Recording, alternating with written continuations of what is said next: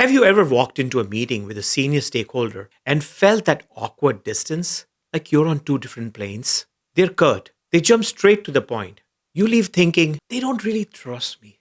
The problem isn't your communication skills. It's that you're treating every stakeholder the same way. Same meeting cadence, same level of detail, same set of invites every time, same energy. In this video, I'm going to show you exactly how to engage each type of stakeholder with real stories of people who figured this out. Hi, my name is Anil Jaising. I'm a certified Scrum trainer with Scrum Alliance, adjunct faculty with NYU's graduate program of project management, and an entrepreneur and a product manager for my thriving training and consulting company called Concepts and Beyond. Before we get to the stakeholders at work, let me tell you a personal story. One day, my son comes to me and says, my coach does not like me. I looked at him thinking, what should I say? Then I remembered what helped me when I was a kid.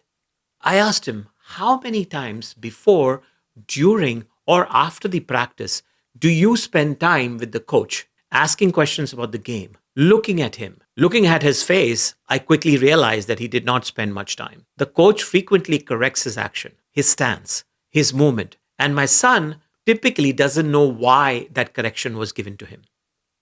I asked my son to start asking the coach questions about why the correction. Potentially spend time after the practice showing him what the correct stance or action should be. Ask the coach questions about his strengths and weaknesses. Not only will my son get an opportunity to build rapport with the coach, but also get an opportunity to see what his standing is in the team and where should he improve. This idea worked, and I see my son being more confident and happy with his coach and his team.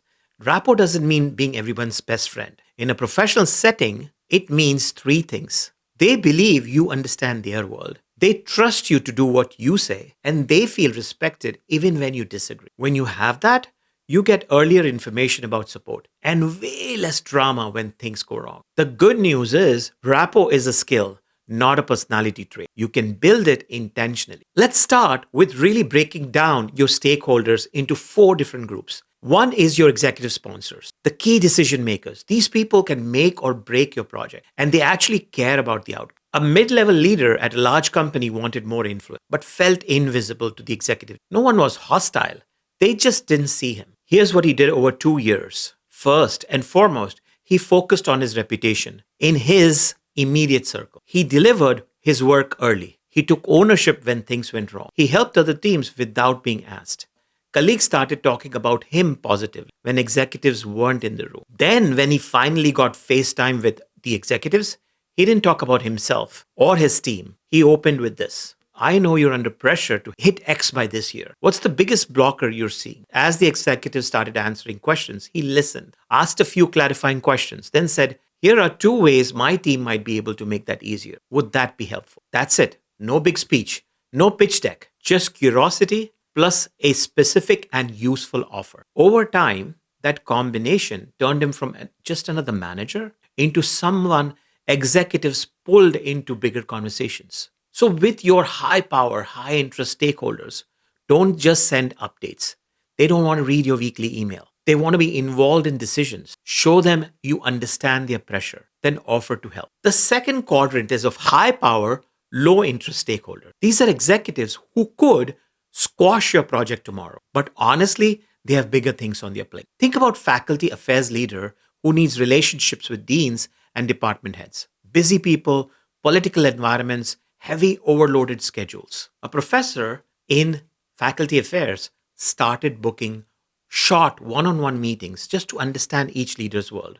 Her opening question was usually, what does success look like for you this year? And how can my office help you get there? She listened, summarized what she heard, then followed up with small but tangible action items, connecting them with resources, simplifying processes, quietly solving issues for their team. And twice a year, she'd asked, what's one thing I could do differently to support you better? Over time, the deans began to see her not just as an administrator, but as a strategic ally they could trust. Your job with high-power, low-interest stakeholders, keep them satisfied without annoying them. Brief executive summaries, occasional check-ins, only escalate what truly needs their attention. Overwhelm them with detail and you lose their goodwill fast. A third type is low-power, high-interest stakeholder. And this is where it gets interesting. Low-power, high-interest. your frontline teams, end users. These people can't approve your budget, but they can tank your rollout if they feel ignored. Here's a story from a national retailer doing a big digital transformation. On paper, the project looked great. New systems,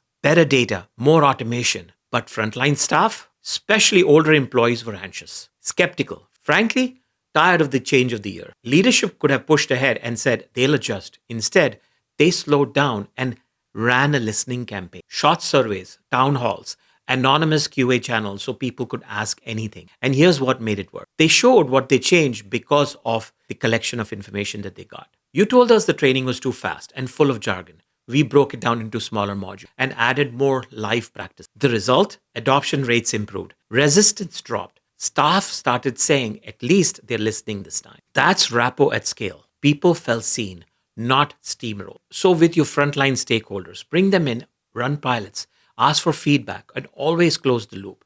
Here's what we heard. Here's what we changed. You just turn potential resistors into advocates. Fourth one is low power, low interest stakeholders. These are distant observers. Keep them loosely informed and move on. A quarterly update, a summary email, high level information only. Don't overinvest here, but don't completely ignore them either. Because if their interest or influence grows, you want them to already know the basics. Let's turn all of these things into something you can actually use.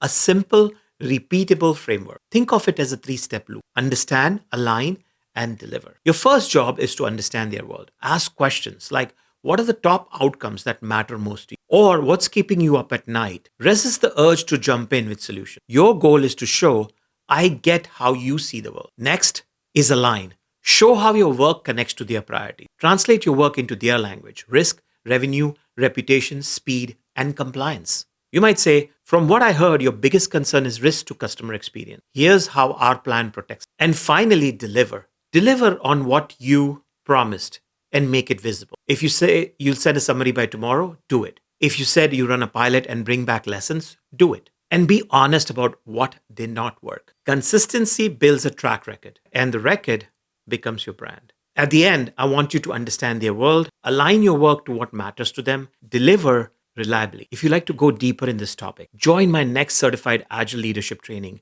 that'll uplevel your leadership and strategic skills and enable your stakeholders to see you in a different light. Scan the QR code or visit the link in the description below to know more about my class. I'll see you next time.